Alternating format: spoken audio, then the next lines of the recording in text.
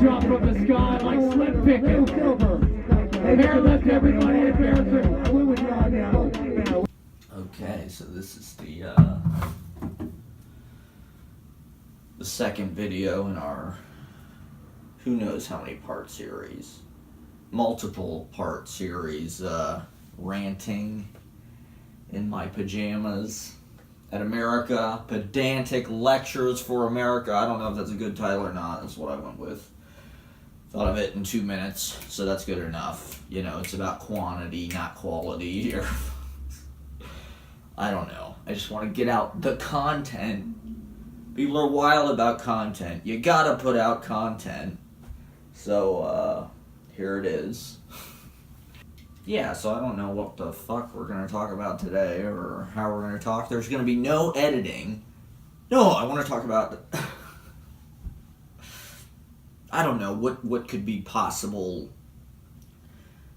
lifestyle alternatives for, you know, just people who are lost. I mean, in the consumer horseshit, you know, binge watching, Xbox Living, you know, I mean, I can't really disrespect that, but like, you know, we're at a crucial juncture in our human history, you know, in the history of existence and, you know, conscientious life as we know it, you know.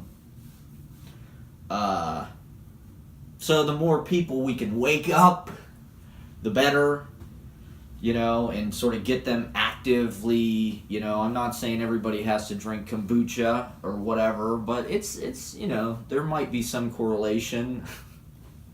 But, you know, do I know that much about science? Man, to be honest, I can't even read a fucking Scientific American magazine because it's such a branded, like, you know, poorly written, overly graphic designed, you know, in your face thing, you know. That's the problem, I guess, that I would have with most mainstream culture, and I would say the sooner you reject that shit, the better, you know. It's just so in your face, you know. Like, people really need to turn the fucking volume down on everything, you know. They need to decrease their stimulation, you know. Turn the volume down on the food, you know. Like, this food is so gassed up and injected with all kind of fucking, like, preservatives and flavor enhancers and God knows what, monosodium glutamate or whatever. You got a Dorito that tastes like cappuccino, that is not natural. That is a transgression against the laws of nature. You know, you want to talk about human beings crossing a line, you know, you're playing God. If you're eating fucking cheeseburger flavored potato chips or whatever, you're playing God. And,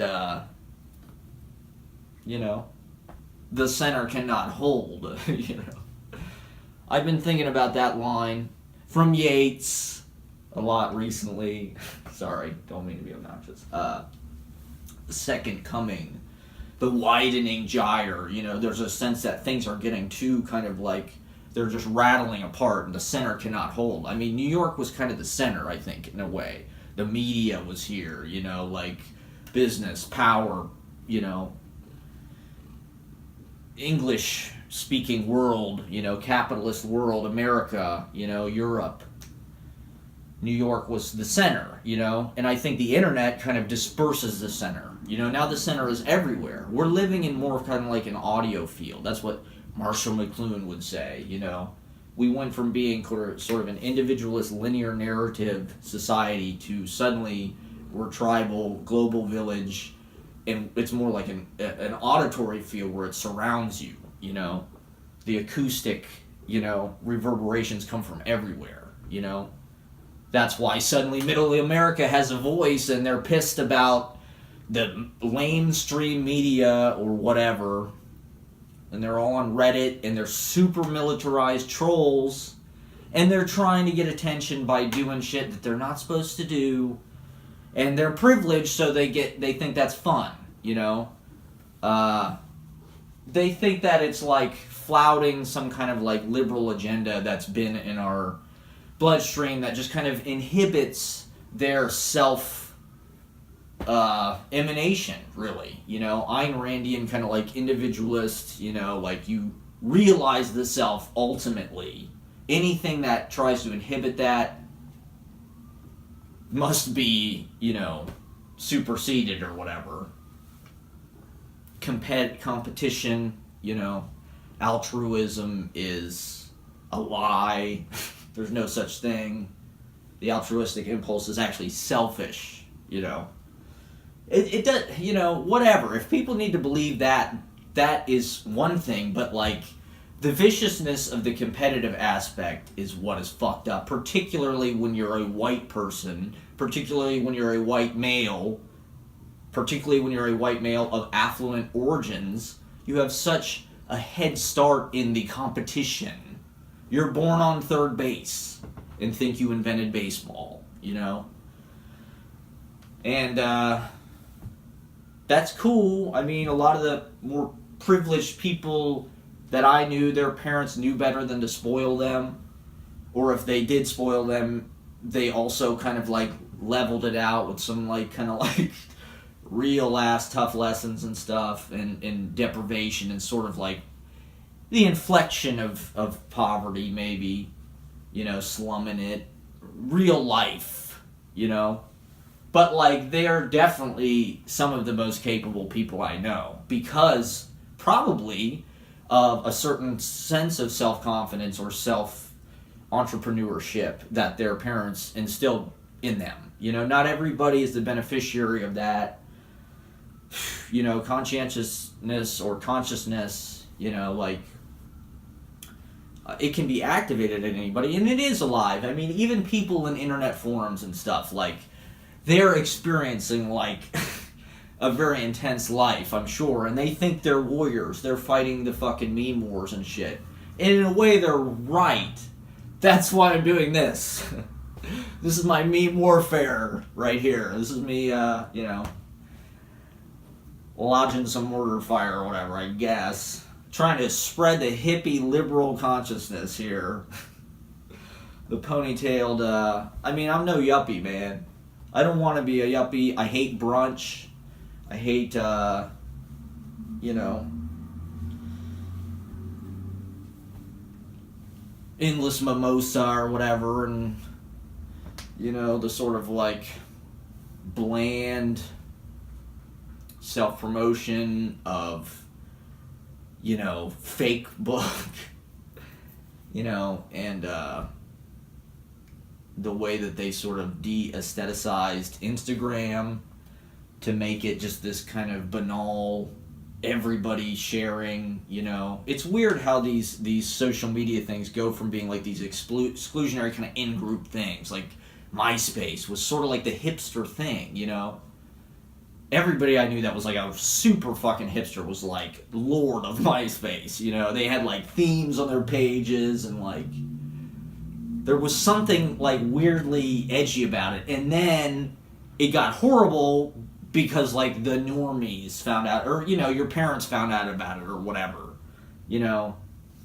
Like Facebook, same thing, and now Instagram, you know. So it's like, it's weird how the internet just sort of became like these big conglomeration, you know, like those are the three portals, really, you know. You have Gmail, you have Google, you have, you know, I mean, maybe that's just me. I don't really want to be that involved with the internet. And my impression is a lot of the people who are sort of on the alt-right or whatever, even if you don't consider yourself part of the alt-right, I mean, like, I think people on the left do have a responsibility to, like, get involved immediately, educate themselves, and materialize in opposition, you know? We can be what we want to be. Now is the time, you know? Push is coming to shove. And, like, they got a head start. They've wrenched in some, like, truly horrific people, and, like, they want to, like, go forth with, like, the most self-destructive policies we could possibly have right now. You know, deregulating the environment and just mining the fuck out of everything. It's a crisis, you know? And I get why white guys feel alienated, because there's definitely tons of discourse about cis white males are just shit, you know? And they are, because they've been misengineered. Their brains have been mismanaged with great skill, because they've been taught these creepy ass fucking values. You know, I was thinking about this yesterday, this sort of archetype of the creepy ass dude. We all know this guy. You see him standing on the perimeter, usually, of some kind of dark bar that, like, you know, everybody knows about, but is kind of like, you know, there's a door guy or whatever, you know. So it's like a meat market. This dude is just standing, or wherever. You know, he's at every bar. This is like camouflage. If you're the creep, you think that if you do this, you just vanish into the scenery. And you do, kind of in a weird way, but like, it's so programmatic, you know, and it's so weird to see, because like, they're just putting out a weird vibe. They're probably socially awkward. They're probably oogling. That's what they're there for. Whatever, you know. The creep, this is like everybody's worst nightmare. Nobody wants to be this. Nobody wants to be around this. But like, basically, and I'm not advocating for creeps, like, fuck them. But I know a lot of cool people that I know have like huge social inhibition, particularly around, about, you know, dating type stuff. So like, you know, another Yeats quote, you know, the best lack all conviction, while the worst are full of passion and intensity. It's what he says. I think in the Second Coming. The best lack all conviction, the worst are full of passion and intensity. I mean, that's what we got going on right now. You know, people are really energized. Just the worst tendencies, you know, neo-Nazis, you know, psychopaths, you know, these people who like, you know, all these school shootings and shit, lone male, alienated, estranged, you know, perverted by just a sick culture, you know, and crying out, I guess, in a way, but they can't be helped because they're violent, you know. There's so much violence and so much anger. And, you see the pictures of these guys, and they just look like, you know, that Scream picture or something, you know. Edward Munch or whatever. Like, they just look like ghosts, you know. Empty. You know, ghouls, you know. And, you know, like a weird amount of, you know, there's an element of sort of like genocide and serial killer inherent in this kind of like ultra landlord, white capitalist, imperialist archetype, like the Donald, you know, landowner, lord of the cat, you know, has a fucking tower with his name on it, you know. Like American Psycho, you know, a weird amount of dudes where I grew up, like, identified with this character. I think because of the vanity of it, you know, he works out a lot, you know, he's like applying all this skincare product. He's into Huey Lewis in the News, you know, I mean, like, this is an archetype, this sort of like vapid, you know, you're being narcissistic because like, you know, you're the apex of like the social hierarchy or whatever, you know, but you're empty inside. And so what does this guy do? He, you know, the metaphor is he's a serial killer. You know, that's essentially what they are doing with their greed. You know, that violence was stylized and sort of like, it was emblematic, you know, of what is actually happening in a way, you know, real bodily pain. And now, you know, like this dude in fucking Turkey or whatever getting killed with a chainsaw, that's like fucking Scarface or something, you know, like the president is definitely a sadist. You know, he definitely enjoys making people suffer and watching them suffer. You know, his policy is somebody hits you, you hit him back 10 times as hard. He just wants to hit somebody really hard. You know, like, I mean, I'm sure he doesn't like getting made fun of, but I don't know why a lot of time, you know, the people in charge are such losers. And they sort of pay you and enslave you just to, like, get them to come close to you, you know? And you might even like them. They might not even be, like, you know, unpleasant to be around or something. I don't know. Maybe they are. I guess I don't really want to generalize too much, but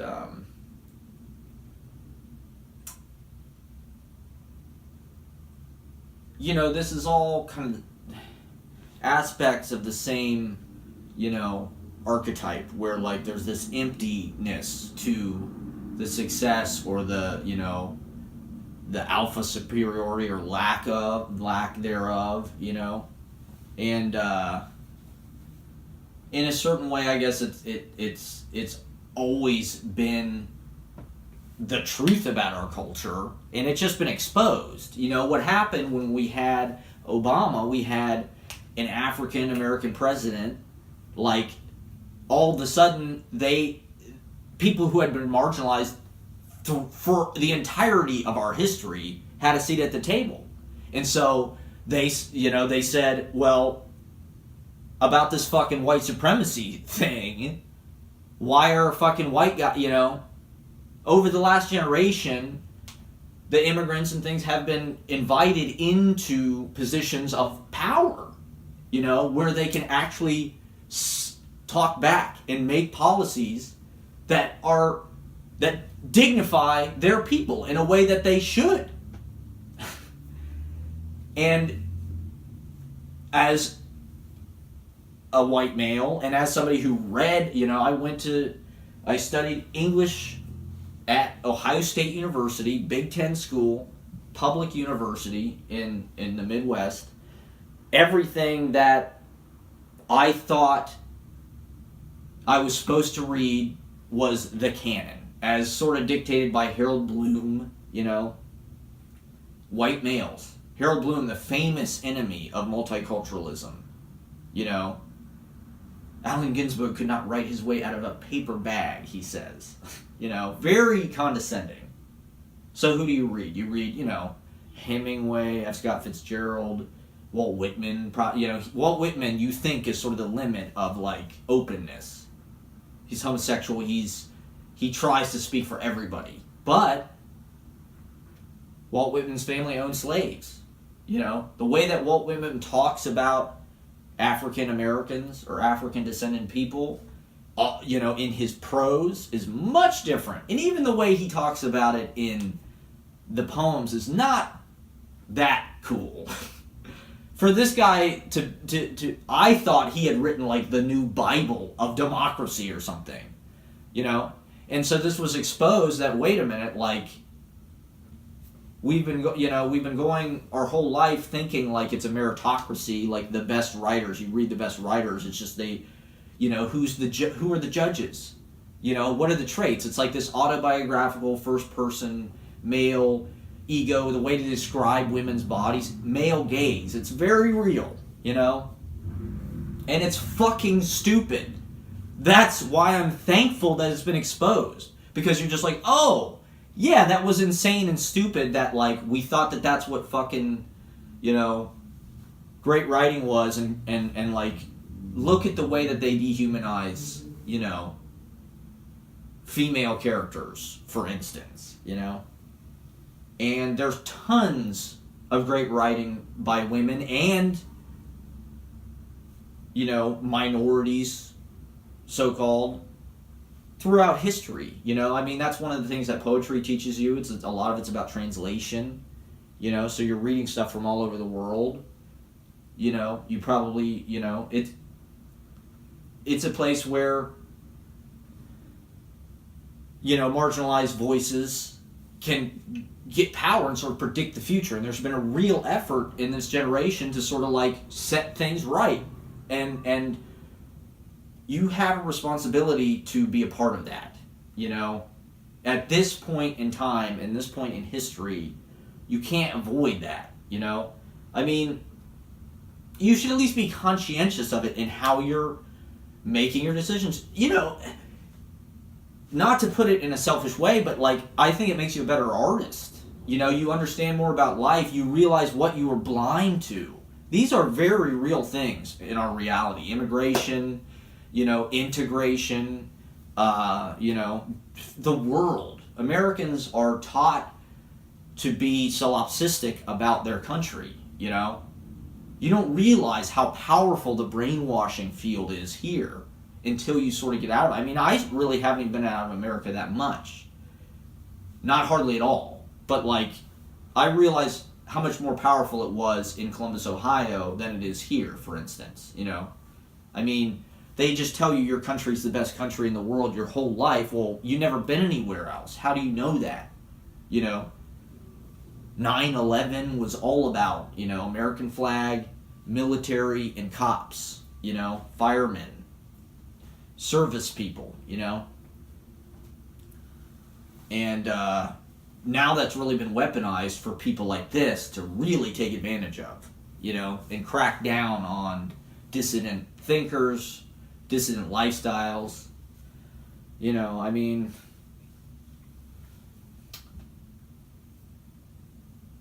I know a lot of people are looking for a way out. Van life is a thing. You know, we talked about living in an RV. That was sort of like, you know, if I hadn't moved back to New York, I was going to try to live in an RV. I don't know how long that would have lasted. I'm glad that I came here, you know. But people are looking for a way out of, you know, the mass-produced conformist lifestyle, I guess. You know, those are maybe the educated liberal type people. But I don't know. Everybody wants adventure, maybe. People on the right, people who are conservative, they, a lot of them are more involved with nature and things like that, you know. You might be a hunter, but, like, you do that, you know, you might have your F-350 or F-whatever, 50, but, like, they're sort of, you know, it's because you like going mudding or, like, riding your four-wheeler or whatever. And that, I can get behind that, you know what I mean? I understand that. That's an American impulse, you know. I don't know how, you know, like if the hippies just bought AM radio stations in the country, could they brainwash them into being hippies? I don't know. If you just put poetry on the AM radio stations in the country, would they, you know, or is like the conservative Christian thing there just too deep, you know? I do think there does need to be like an elevation of the discourse, and you know, like I think in a certain way stand-up comedy is kind of like the public philosophy of our America and our world, and to be honest, it's just not deep enough, you know. Like you kind of have to boil things down in comedy to like this common sense, you know. You can get abstract and shit, but like there needs to be a deeper capability to the discourse. And that's why I propose that we convert all stand-up comedy clubs to poetry philosophy clubs, where you go to, you know, every night's open mic, and what it is just a public forum. You go, you get 5 minutes, you get 10 minutes, you talk, you do whatever. You want to play the accordion, you do that. You want to lecture about Spinoza, you do that. You want to read your poems, you do that. You want to teach us how to make, you know, gluten-free donuts, you do that. You know, just whatever. You want to talk about democratic socialism, you do that. You want to, you know, you want. I think that you know, would be more interesting. You know, why I don't understand why cable television, network television, it's all comedy, drama, you know, like, I mean, there's tons of, like, of conversational shows, ESPN, You know, all day, every day, dudes are watching Sports Center, ESPN. These dudes are writers, you know, like, they take themselves very seriously as far as their lingo and, like, you know, I used to watch PTI and Around the Horn every day. These were sports shows. I didn't even watch sports because I just liked hearing people debate on TV. And it was not political, you know, so it was like food for thought. It was conversation, but it was, you know, and I think a lot of people turn off with politics. I mean, the pundit shows are basically the same thing. You know, when CNN has 4 people on a panel to, like, do their little 30-second soundbite about, you know, the issue of the day. Same thing, but, you know, it's inflected politically, obviously, so people, I don't watch CNN. I don't, you know, they turn off, you know. There are so many people watching Fox News, it's insane. Because Fox News is truly illegitimate, you know.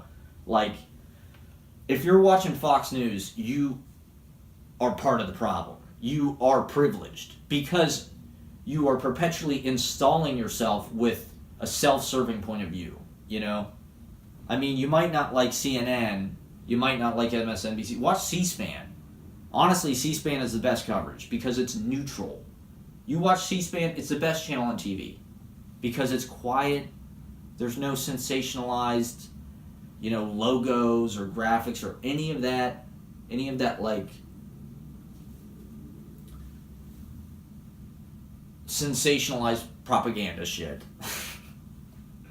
It's drab, it's dull, it's boring. If I was a kid and you turned C-SPAN on, I would have just died. I would have just died from boredom, and, like, it would have been painful to me. I understand it, but, like, that's why people need to, like, heighten their consciousness however they can, you know?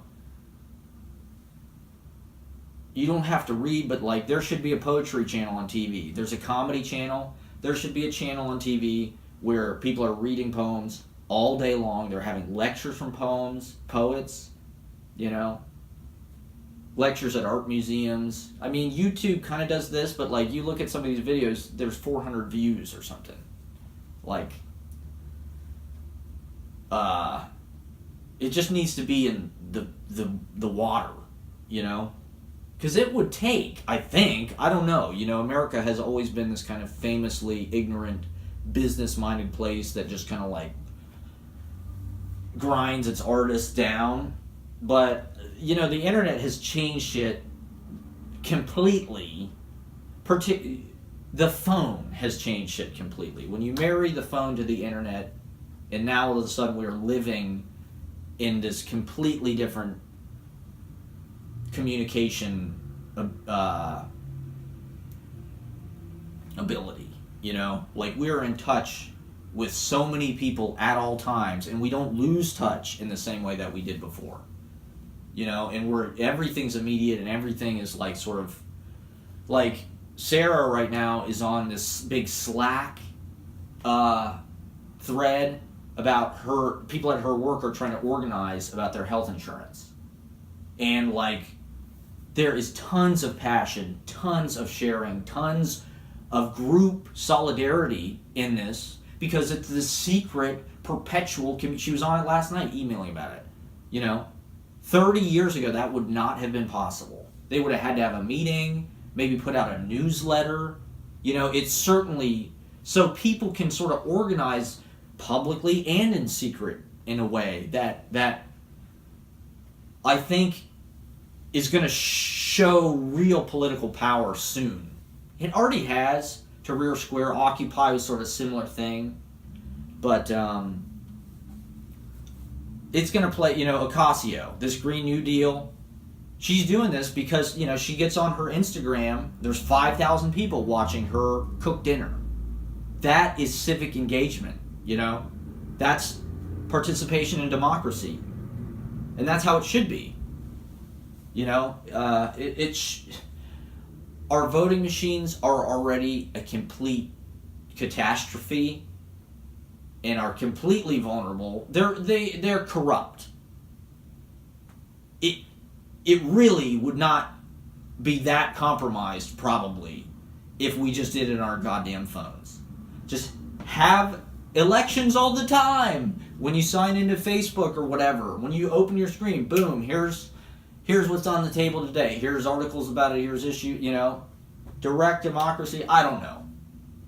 The frame is breaking. The American democracy, particularly the way our Senate is weighed, it's not up to speed. There are way more Democrats voting. If you just look at the majority vote, how many people voted Democrat versus how many people voted Republican, and how the seats reflect that, it's absurd, And the Senate has so much power, particularly with the Supreme Court, it just needs to change. And it's going to break, but there needs to be something to put in its place. And that's why the left needs to organize and get serious about what it is they want. And there are people out there. I mean, I don't want to be a communist. I don't think communism is a good idea, and it's not necessary. You could take a little bit from the people on the top and just provide a baseline. Let's say everybody gets $20,000 a year to live. It's dispersed in monthly allowances, or bi-weekly, let's say, just like a paycheck, maybe every week. Social welfare, let's say. It's not social welfare, it's universal basic income. I know this is nobody wants to hear this idea, but it's a good idea, and it's the future, because the jobs are going away. These manual labor things, cashiers, people on assembly lines. Amazon wants to get rid of the jobs, just why invent some fake-ass position just to give somebody hours or whatever so they can continue working? Give them some other kind of job. If you're just going to give them a fake job, or if they're going to work these jobs, let's say McDonald's or whatever, you need to pay these motherfuckers enough so they can live without government support, because there already is welfare going to these people. If you work at Walmart, statistically, you cannot pay your rent without government assistance. So the government is already subsidizing these businesses. That's not fair. So let's just get rid of this whole, farce about employment being the most important thing in the world, because there are a lot of ways to be employed, and having a job is about the worst of them, and it's just slavery, basically. I mean, you're getting paid $9 an hour, come on. Granted, okay, it's not slavery, but it's indentured servitude, shall we say. Debt, credit, these credit schemes are out of control,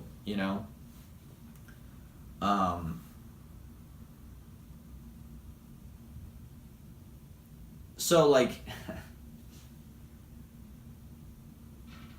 if there was a universal basic income, everybody gets $20,000 a year, you could say it was grant money to sort of foster yourself as an artist and a traveler and an experiencer, Here's $20,000. You're already, in a band, You're already making music. You already have, your shitty, microphones and recording set up in your basement. Just quit your job. Just quit it. You don't have to do that anymore. Whatever it is you're a server, you're a bartender, fuck that. That industry is so fucked up. That's for people who get off on having people wait on them. No. We're getting rid of the service industry. Here's $20,000. I know this is not a good pitch at all. Here's $20,000. Start smoking weed. Do acid immediately. Listen to jazz music. Listen to noise music. Get avant-garde. Go to the art museum. Read poetry. Talk to everybody. Get a cat. Get some plants. Spend all of your time reading, having conversations with friends. Start a paramilitary theater group. Perform on the streets. I know this is a terrible pitch. Or whatever. Take that $20,000. It's a traveling grant. Go to Europe. See Europe. Go to Africa. You know, you want to teach. Start a workshop. You know, start a writing workshop. Start a whatever it is you want to teach. Start a you know, an open mic night. Start a you know a drink and draw. Start a you know start painting. Your hobbies should be like incentivized, I think. You know, get into birding. What are some other like old timer? You know, whatever you do, don't watch TV. You will be penalized for watching TV. If you watch TV or use your computer more than 2 hours a day, the checks will be revoked. This is money to spend in reality. This is a reality grant. Meditate, do Tai Chi, do yoga, eat better, you know, try to cut out dairy if you can, try to stop eating meat, you know, these are just pedantic lectures for America.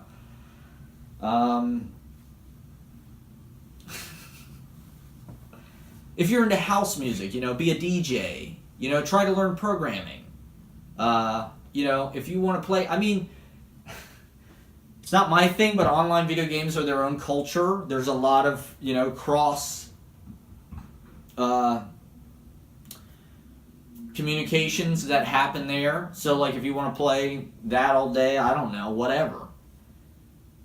But what we need to do is stop manufacturing bullshit. You know, stop manufacturing needless products that are just trashing up our planet, like cars. We need to rebuild the mass transit immediately. You know, let's get trains and trolleys in every town. Let's get trains across this country. Let's tear up, I mean, tear up the interstate. Fuck the interstate. I mean, we probably need the interstate just for, like, trucking or whatever. But, like, take the back roads, folks. Take the motherfucking back roads. That's really where it's at. I mean, they're dead, but, like, they're better. You know, if you have slow travel should really be government subsidized. Slow travel meaning, like, if you're going to go on a cross-country trip, take the whole year, you know? Spend 6 weeks in Nashville, spend 6 weeks in New Orleans, and 6 weeks in Yellowstone, you know? 6 weeks, you know? Slow travel. I mean, I know people would hate that, the tourists coming in their neighborhood like that, but there can be more transaction now. There's already Airbnb and shit like this. You know, this sharing economy. With our phones, I think we're able to not have to purchase things, you know? I had this idea for an app a few years ago, which was like a book exchange app, which was like, if there was a book I wanted to read, you know, I'd put my library on the app, you know, everybody else would put their libraries on. So if they had the book I want to read, I'd connect with them, I'd ask if I could borrow it. I know that's like a personal thing, but like, people need to just not be so hung up on that shit, you know? And it would be kind of an engineered serendipity, you know? And, like, you'd meet and, like, you know, if they have a book, you might hit it off. They might become your friend. Who knows? You know, it'd be a way to kind of, like, weave the neighborhood together. I mean, in New York, you know, like, hey, if somebody's got some Ted Berrigan book or something, maybe I'll have a conversation with them, you know? And it could be anything. It could, just like Amazon, it could grow from being books to being everything. You know, you could let somebody borrow your lawnmower or, you know, I don't know, your car, a shovel, you know, furniture, you know, kind of like Craigslist maybe, I don't know, but like a little bit more. I think that can be kind of part of the future of consumer goods, rather than buying these sort of like personal disposable items for everything, planned obsolescence, shit like that. We know this is terrible for the environment. That needs to be taken into consideration in the economics, because it's not sustainable. There is a cost, you know? So I don't know, I think these companies should be liable for the products they create. The packaging. There's so much needless packaging. That's what's in landfills. You know, when you're a kid, you're buying action figures. There's so much fucking... The box is half the fun, you know? A lot of people leave them in the boxes. They're worth more, you know? It's insane. but people wouldn't buy it, you know? It fucking, like, this is an example of a product that is entirely a package. It's just water. Who knows where they even fucking got it? You know, Poland Springs could be some nasty-ass motherfucking factory or something. We don't know. All it is, you know, a plastic fucking container they put around it. Did I blow your mind? Probably not. You probably knew all that. So that's pedantic lecture number 2. Discourses on future lifestyles. Still incomplete, you know. The lecture is endless.